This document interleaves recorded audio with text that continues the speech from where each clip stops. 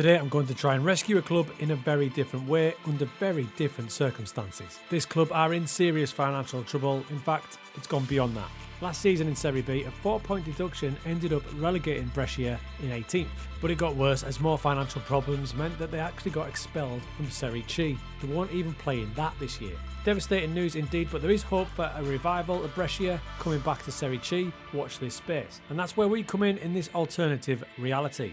Because I'm going to take over Brescia in Serie C,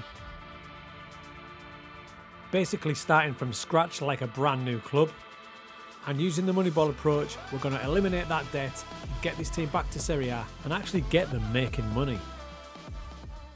So while not being technically a brand new club, we can reshape this squad and team and finances to make it a brand new club. So the first thing I'm going to do is use the editor to install this debt into this club. I do have an updated database, so they have been relegated, so they will start in Serie C.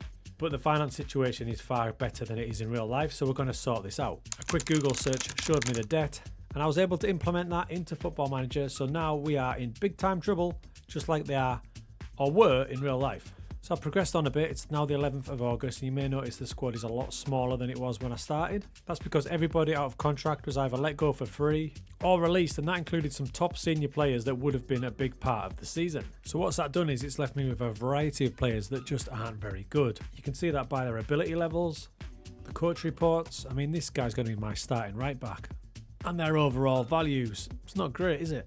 So for season 1, it could be a real struggle. We won't be making any transfers that demand fees. We might try and get a couple of loans, but they've got to be dirt cheap. Tactically, through pre-season, I went with the 4-3-3 that I like to jump into teams with, but we just didn't look great, so I'm going to have a rethink. I've ended up going with a different type of box formation where I've drew the attacking midfielders back into central midfielders on attack. I might switch to Mazzalas in some games to go wide. The main reason I did this because I've got two strikers that are going to be absolutely key. First key player will be Borelli, who's a striker, and he's a 6'4" at that. Coaches like him, he's going to be too good for this league, so we need to get the most out of him while he's still with us. It's the same story for Moncini, another striker, and that's why I needed to play a two-striker tactic. And with an attacking wing-back, because Carradi on the left-hand side looks perfect. He's got good overall ability levels, and he's far too good for us, so he needs to be the focal point of the team. And that's where this tactic and formation came into play. To make the most of the fullback on attack, I've got a halfback on that side. What that means is he'll drop in between these two centre-backs or either side of the centre-backs, allowing this guy to play more like a winger. And as games started to take shape, you could see it in full flow in the match. Number 21 was the halfback. Number 3, way high up now, basically on line with the two strikers. So that's working perfectly. In possession, we drop into a back 3 and attack with everybody else. This club and its rebirth status needs changed top to bottom, and you can see that here because I've got literally no coaches, which means the training is done entirely by me. So I've got a super small squad after releasing all those players, and my initial plan was to rely on the development centre and the under-20s and under-18s, but to be frank, these players are pretty terrible. But with finances like this, I'm not buying any players for any money, nor do I want to spend any wage budget. Before the seasons got started, we started to make our first dent in the massive debt by selling a player for over 500,000. 25-year-old Nicolas Galazzi went back to Serie A and he's joined Udinese. That means our journey has begun with our first money brought in. There's a hell of a long way to go though. So like I say, I'm expecting this season to be a bit of a struggle, and I've got a very demanding board. You may have heard of the guy who owns the club. He's a nightmare. So to help me out, I'm going to bring in some loan players from higher up, but I can't spend any money. And I was able to bring in 3 loan players, 2 from AC Milan and 1 from Como. Now look, they're not great, as you can see by their ability levels. There's no actual standouts, but I just need bodies. And the key point is we're not paying any monthly fee nor wages. So Neeson was a centre-back, Bacon's a right-back, and coming in from Como is Manuel Pisano, who will be a striker. All their coach reports are pretty similar. They're not expecting much, but at least we've got some bodies. So potential good news about this squad, the bottom and the top of the pitch are pretty strong. Centre-back wise, I've got Sestana, who's currently out injured with a decent high value, and Pepetti. And up front we've got Moncini and Borelli. Borelli, by the way, has started this season like an absolute train. The season started with a couple of cup games, the Serie C Cup, and there's Corrado doing the left wing spot. If I pause it there, you can see what I was talking about in the shape. Number 21 is Fogilata, the halfback, and he's dropped back into like a left centre-back role, which means the left wing-back bombs on, as does the right wing-back. And with those two wing-backs high up, they were supplying the bullets for Borelli. So he's played 3 matches and he's scored 5 times. That pie chart is unbelievable. There's no way he can maintain that throughout the season, but it's a hell of a start. And it's been a hell of a start for us. We've won our 2 cup games and we've just won our first Serie C match. There is a long season to go though. With all the players leaving us, we're still third favourites to get promoted. But Serie C is notoriously tough to get out of, with only the first team getting automatic promotion, and then it's a hell of a big playoffs. And every week and every day that goes by, this finance balance just gets bigger in the red. So we need to make moves happen pretty quick. So halfway point of the season. Struggle? What a struggle. In the first half of the season, what transpired was assist after assist from the wing-backs and goal after goal from Borelli. At one point, I thought I was going to win every match. We have just lost a match and drew one, but still a hell of a first half of the season. We're sitting pretty top of the league by 3 points, but dangerously the finances have got a lot worse. It's nearly double where we started from, nearly 6 million in debt. So look, we've got a super slim squad, but the key players are really performing. Borelli, absurdly, has maintained that insane form from the first few games of the season. As we got to the end of the season, take a look at the most insane attacking fullback performance I think I've ever seen since I've been doing this style of save. Adam Bacone on loan from Milan. I didn't expect much from him, but he's got 21 assists, and that is absurdly good. Assists through the roof, he's even contributed goals, he's winning headers, he's winning the ball back, and his dribbling is one of the best in the league. On the left hand side, Corrado nearly matched him. From an attacking sense, he definitely did. Not quite as good in defence, but still 21 assists. So that's 42 assists from our attacking fullbacks. The strikers ate it up, 26 from Moncini. Throughout the entire team there was great performances. Midfielders, centre-backs all doing their job perfectly. The last game of the season, Borelli scored his 37th and 38th goals of the season, and that was enough to get us promoted from Serie C. A whopping 98 points with 103 goals, it's a proper dominating performance. But let's be honest, there's a few players here that are probably Serie B standard, so that didn't half help. You can see our dominance here as we're basically top of all metrics: goal scorer, average rating, clean sheets and joint top of assists. So the new style of box formation completely ate up Serie C, but the big point now is the finances. And as it sits, it's got a hell of a lot worse. We're now 7 million in the red. Prize money for this league is nothing to shout about. So if someone does come in for our star men like Borelli, we still have to sell them, which means I haven't even had a chance to start scouting for players yet. So into Serie B, probably a bit too early to be honest, but it does help with finances, and the goal for this season is to stay in the league and try and get some players sold to eat away at that massive debt. So a new pre-season was underway, and this is getting tricky now because I do like to get players on data, but because we're so skint, my scouting range is minimal. In fact, at the minute I'm only exploring Serie C because that's probably the most affordable options. Now in my overview scouting section there are plenty of players coming up, all of free transfers, which is probably where we need to be. But they've either not played at all or they've hardly played any. Therefore this pre-season I'm relying on my scout reports to try and find me some good players, combined with the ability sections, just trying to work out if they're going to be decent signings. Now the good news is I don't need that many players for a starting 11.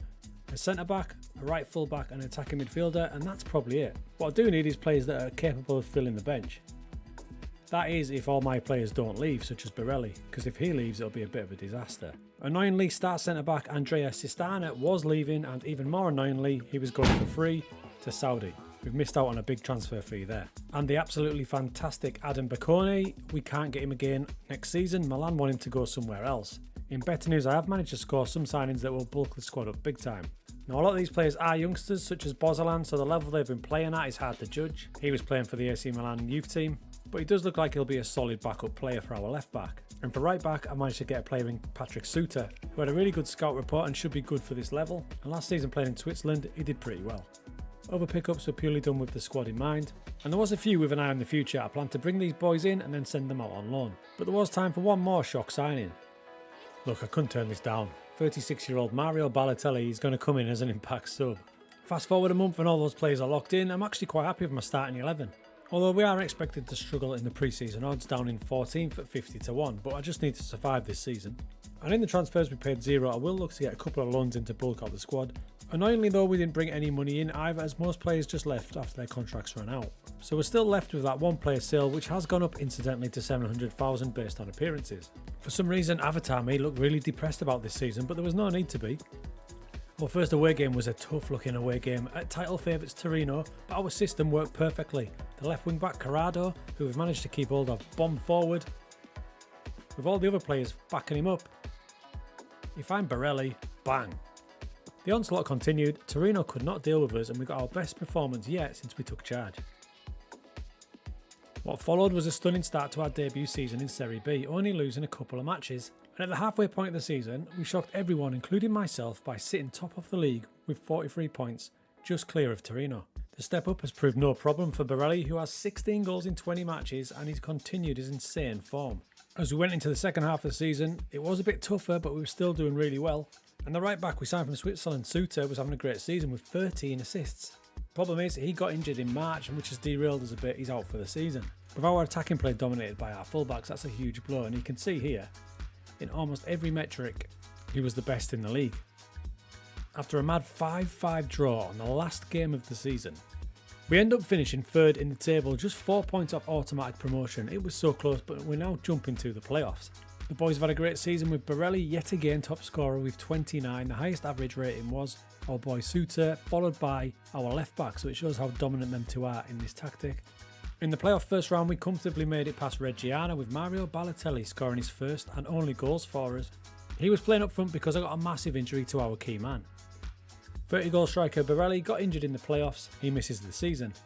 In the playoff final first leg, it was a tight defeat to Frosinone, and in the second leg we missed our star striker as we had all the chances but couldn't finish the job, losing in the final. Still a massive effort where we were top for most of the season, bodes well for next year. Chemistry in the team is amazing, especially that midfield, but are we going to be able to keep hold of these players? So we're going to season 3, our second in Serie B. Performances are great, but can we hold on to those key players? Or worst case scenario, sell them for a big profit? Well, the first answer was with Borelli, the prolific striker, and we couldn't do either. We couldn't keep him and we couldn't sell him. He refused to sign a new contract and Cagliari offered him an end of contract deal. Super annoyingly, he's leaving for free. Also leaving for free is young midfield prospect Fogliata. He's played every game for us this season, but he's jumping up to Napoli. With fellow striker Mancini refusing to sign a new deal as well, it looks like I'm going to need a complete new strike force. And again, it's really tough in terms of signing players because we have no scouting range, but I have been able to build myself a shortlist ready for the new season to get players in. In honesty, I'm pretty much relying on the player search. Once the player search is in, I'm then relying on a combination of things to actually check players out. First off, the scout recommendation. That's led me to checking out Kevin Zeroli, a reserve player at Milan. He's a player that can play either defensive midfield or attacking midfield, and he's done really well at the level he's been playing at. Other factors that will influence me going for him are his top line value at 6 million, his abilities, which all look to be in the good range, and of course that extended scout report, which tells me he'll be a good pickup. So using that technique, my shortlist is about 12 or 13 strong, but again, a lot of them just have not played, and some have played, but just a very tiny amount, so the scout reports were even more crucial. So using the combination of player search, abilities and scout report, I was able to bring in a good chunk of players. And some of them look good already, like Patrick Peda, centre-back, whose top value is going to be 1.6 million. And it was vital I got those players in because I managed to sell some big-time players. 5.25 million is on the way in. We lost brilliant fullback Corrado to Saudi for 2.5 million. And our day one centre-back Papetti's gone to Genoa for 3.5 million. Which means we've now brought in 6 million and we've wiped that initial debt that we started off with. But I'm not sure what to expect from this season because we're going with the same tactic, but we've got a brand new centre-back pairing and a brand new strike force. Pizarro, a target forward on loan from Udinese, and a complete punt in Iker Bravo, who came in on a free transfer. Coach report is really good, and there must be something about him because he was at Barcelona, Bayer Leverkusen, Real Madrid, and then Udinese, and he started well for us, scoring 2 in 4. Having said that, having lost 4 or 5 key players, our pre-season odds are not pretty. They expect us to struggle. And it looked like the experts might be right as we started the season pretty sloppily and lost 3 matches in a row at one point with amazing player a bit like that. However, once the new players started to settle in, there was a definite change. And Suter down the right hand side continued to be an assist machine. It led to a huge upswing in results after those 3 straight defeats, and quite ridiculously at the halfway point we're top of the league again. And from right back, Suter, who's a pretty average player in terms of his abilities, has 17 assists in 23 matches. Nobody is even close to him in the entire league. Of the new players, Pizarro is doing his best to replace our prolific striker. He's got 1 in 2. And Zeroli, the midfielder we picked up from AC Milan, looks good. I'm getting to grips with having a smaller scouting budget, and the local guys are doing a pretty good job. This is the Serie C results they came up with, and one of them Massimo Zilli would be a great pickup if I can get it over the line. So I've only got them operating in Serie C and Serie B, so it's just a case of shortlisting these guys in case they become available. But the good news is, with all the player sales, we have accomplished one of our goals, and that's to get the club in a better financial position. So the good news was, in the second half of the season, no further players left us. And we didn't drop off that much. We even beat second placed Empoli 6-0 at home. Just one of them games where everything went right. And going into the final game of the season, we've done it, we're Serie A bound, and we've got a chance to win the league. So a win in our last game of the season against Catanzaro would actually give us the Serie B title. I haven't got my first choice team, there's a few injuries, but I'm pretty confident. With time ticking on, frustration was starting to grow, and despite completely battering them, we somehow managed to not win. And Empoli did and took down the title. A bit frustrating, I won't lie. And my boys were top of a lot of the key metrics. Pizarro was a top goal scorer, Suter was a top assist maker, Andy won the most tackles. Overall, this small squad has done us proud big time. I hardly rotated at all. So it's going to be a huge test next season for these boys. A lot of them won't be able to make the step up. And ultra annoying, Pizarro, who's had a cracking season for us, has chose to join Brescia on a free instead of us. Looking around the team, I would like to give some of them a shot at Serie A, but we will need reinforcements. And with that balance starting to creep down, my focus will be to grab some free transfer signings to try and keep us in Serie A and complete this mission. Right, we've cleared the debts, we're way ahead of schedule. What I'm hoping from Serie A is survive, earn some more money, but I don't see a great deal of sellable assets, certainly not to other Serie A teams until they have a go themselves. If they have a good season, then their value might shoot up and we might be able to make some decent money off. I've got two gaps in the team that we definitely need to fill, is the defensive midfielder and a new target forward. And with club finances on the way up, it was finally time for me to be able to extend that scouting range. And that means I was finally able to add some recruitment focuses, and I'm going to show you exactly how I do it right now. Before we got to Serie A, all of my scouts were Italian, with only extensive knowledge of Italy. Since then, we've added some new scouts from different nations. First up, Sebastian Lamana, who is an Argentinian with extensive knowledge of South America. So to set his recruitment focus up, this is what we do. We go to minimum current ability and drop that to 1. Minimum potential ability, I'll leave it at 2.5. This just means I get a big broad range of players.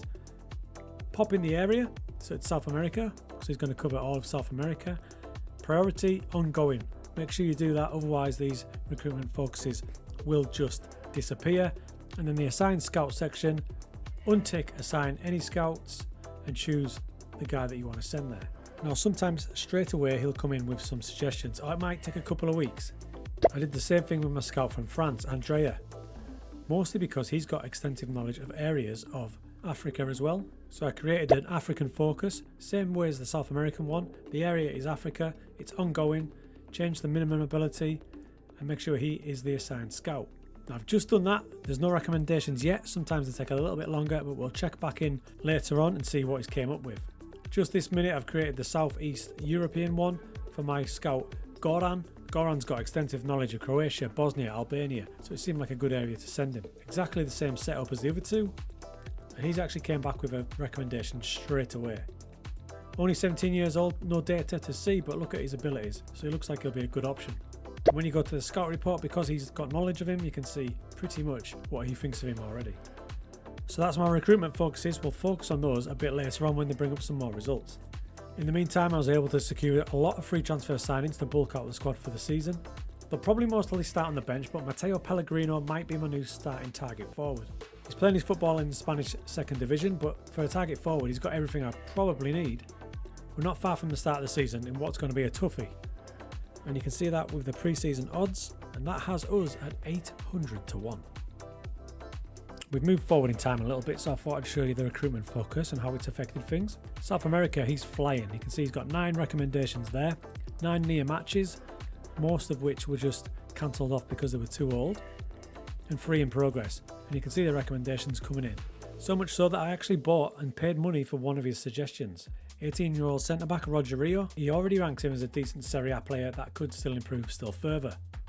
It's been slower progress in Africa, but he is starting to get some now, including a goalkeeper that I've instantly shortlisted, and a centre-back who's playing in Tunisia. And Goran in Eastern Europe has found a ton of players, some from Italy, but an awful lot from completely random places like Collins here, he's playing in Serbia. So what this has allowed me to do is build a shortlist of players for when I have money. And you can see the recommendations down the side. A lot of these players are going to improve my squad no end. At the minute I can't afford them with a transfer budget, but that's not going to stop me building the shortlist maybe for next season. Hopefully that shows you how important this recruitment focus can be. Our landmark first game back in Serie A gave us a shocking 2-2 draw away at Atalanta in a game we very nearly won. It was great to see new signing Pellegrino get off to a great start. And then our next match at home to Monza, we actually won. And then 2 games later, Zeroli against his old club scores the second, helping us beat AC Milan. So a great start, but then things were starting to get tough, really tough. We dropped down to 16th in the league table. We started so well, but now we're in a bit of a slump. Despite that, it's a good time to check out the recruitment focus because I've had a good few months at it now. My South American scout has got an absolute ton of players to choose from, as has Goran in East Europe and more players coming through from Africa. It's our first season back in Serie A and we got abused a few times by some big teams despite playing pretty well against them. At one stage we went 16 matches without a win. I was starting to get a bit worried. Thankfully this win against Brescia, led by Pellegrino scoring another goal, got us out of the mud a bit. We ended the season winning 6 out of our last 11 matches and finishing 16th, but surviving pretty comfortably by 12 points. And that meant the finances were boosted up again, as now we're pretty comfortable. It's pretty clear that the step up was a bit too much to handle for a lot of these players, but there was some standouts. Pellegrino proved to be a good pickup, scoring 12 times. And Zeroli was blooming fantastic, and it'll be hard to keep hold of him. However, the step up for Bravo up front was a bit too much, as he only scored 5 times. Overall, it's a Serie B team that survived in Serie A, but there are plenty of areas for improvement.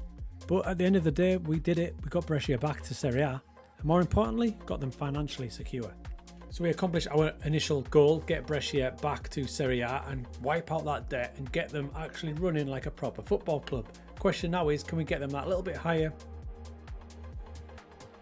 Because of our super financial secure status, we can actually afford to get into that shortlist and bring some better players in. And we probably need to, as the Serie A pre-season odds are even worse this season at 1,000 to 1. First off the African shortlist, I took 2 players from that. First off, midfielder Abdalai wins the ball back and his tackle percentage is really good and he doesn't lose it either. My scout in Africa absolutely loved him. He joins the club for a measly 140,000. Also coming in from Africa is goalkeeper Emmanuel Oche, 16 clean sheets last season and rated better than our current goalkeepers. A new number 1 goalkeeper for 200,000. From the South American shortlist, Franco Gonzalez, a midfielder who can play either in defensive midfield or a more attacking version. And we've got ourselves a new striker coming in from La Liga 2 in Simeone, who scored 21 goals last season, and his record overall means he's a goal getter. More players coming from the recruitment focus in Berezovsky and Josipovic from Eastern Europe, and bringing back Adam Baconi after that stunning season he had for us, and bringing in 9 players at a combined value of 550,000 is pretty good business. It means we look a lot more solid now, and I've got a lot of options in midfield, and thanks to that recruitment focus, my squad is packed. Season 2 in Serie A was a pretty tough one, but we did pretty well. Highlight of the season was undoubtedly this 6-0 away victory against Lazio. In this one, Pellegrino really came to the fore and he bagged a hat-trick in what was a great season for him personally. He finished with 20 goals in 39 matches and was the second top scorer in Serie A. He was helped by a completely different type of striker performance from Simeone, playing as a pressing forward, look at the pressures attempted, played more like a defensive midfielder, wild. Late in the season we changed things up a little bit, just experimenting.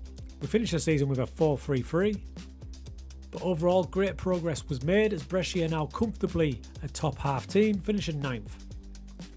And still rock solid in terms of finance. So Brescia and their beautiful stadium are back. Hopefully they can mirror this in real life.